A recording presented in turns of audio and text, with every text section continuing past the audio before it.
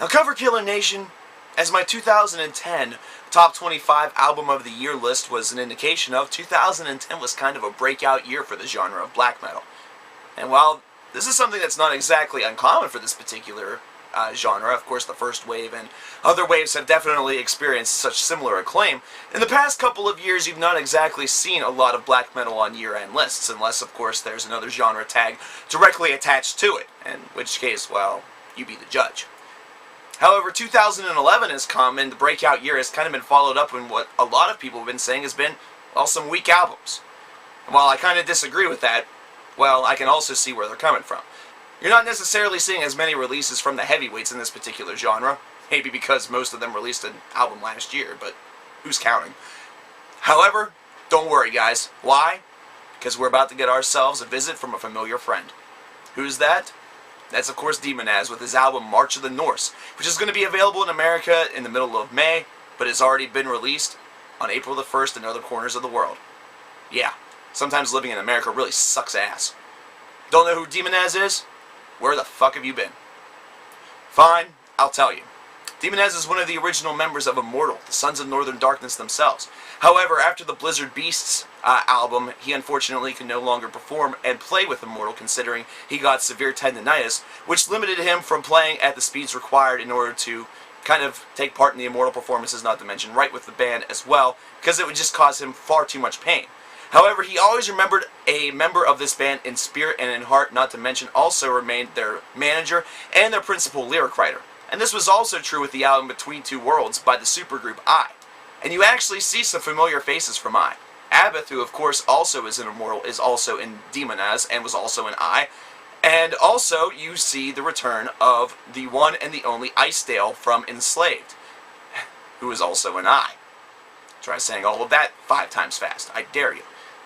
So March of the Norse already has themselves a super-powered lineup. This has almost been supercharged by some of the heavyweights in black metal, and, well, honestly, some of my favorite black metal musicians. God, do I love Ice Dale's guitar work.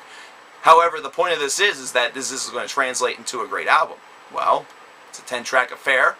It's a little less than 40 minutes. And I'm talking about the special edition, folks, with the bonus track. If you got the standard edition, it's 9 tracks at roughly about 35 minutes, but who's counting? And well, I gotta say this, it's almost like a nice little hybrid of all of the influences combined. This is a band and an album that actually kind of gives me the feeling of one part Immortal, one part I, one part Enslaved. Shove them all together, Demonaz. It's kind of an interesting thing. It's kind of an interesting parallel, not to mention a pretty fantastic paradox, considering some people have really said that this leans more towards a traditional Immortal album. It just sounds like another Immortal album. Not really. No, it really doesn't. There's a lot of slower parts in these particular albums, a lot more atmospheric elements, and while atmospheric elements are not devoid from Immortal albums, this is something where Demonaz uses this approach a little bit more in his writing, and it's definitely got a lot to do with the influence of the people that are surrounding him. And this is something where Ice Dale really comes in a little bit more as well, considering Ice Dale's experience with Enslaved has paved the way for a lot of atmospheric tendencies, a lot of progressive tendencies, and you see all this come together and actually form a little bit more of a balanced release. However, it's something where a lot of people may say kind of remains on the same rhythm or tempo quite a bit whenever it's actually kind of aggressive.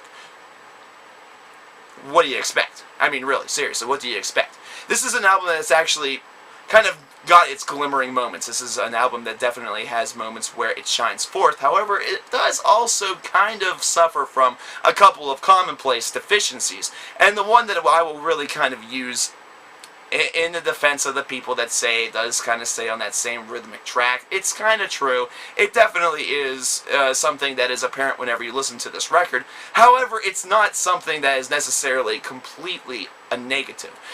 This is something where it is sort of paving a way for each individual song. That way, the little atmospheric elements, the other undulations that are able to be infused by the other members, by Ice Dale, by Abboth, by the drummer, are a little bit more potent and a little bit more recognizable. It's not something where it's just going to be direct. It's going to be something that's going to take a little bit of a less direct course and actually circle around some other ideas along the way. And that's actually something that makes this a pretty positive release.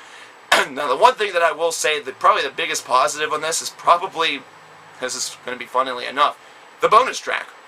The bonus track wasn't even recorded for this particular release. It was supposedly recorded back in 1998. Yeah, It's a song called Dying Sun, and it's actually just an instrumental, kind of almost like a body, like a framework of what a song would have been, that was just remained as an instrumental and kind of thrown in as a nice little bullshit bonus. Well, the bullshit bonus was pretty fucking awesome.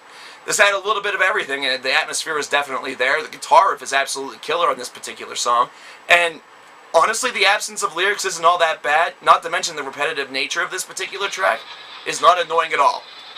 Bottom line, March of the Norse by Demonaz, definitely a nice, solid black metal release. Is it necessarily going to save the year 2011? Is it necessarily going to kind of pave the way for this entire year to become another breakout year for black metal, or kind of continue and buck the trend? I don't know if it's going to go quite that far. We're not talking exactly Watain or Dark Fortress style amazing luster on this particular record. However, this is definitely one that's going to be, well, it's a fun listen. It's something that I definitely enjoyed, and I think that you guys will as well.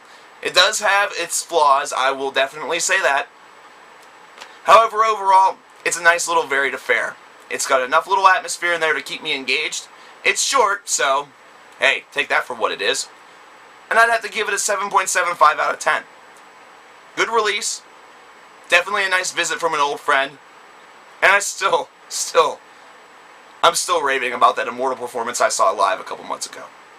Coverkillernation, of course, saying visits from old friends are nice, especially whenever they're wearing corpse paint.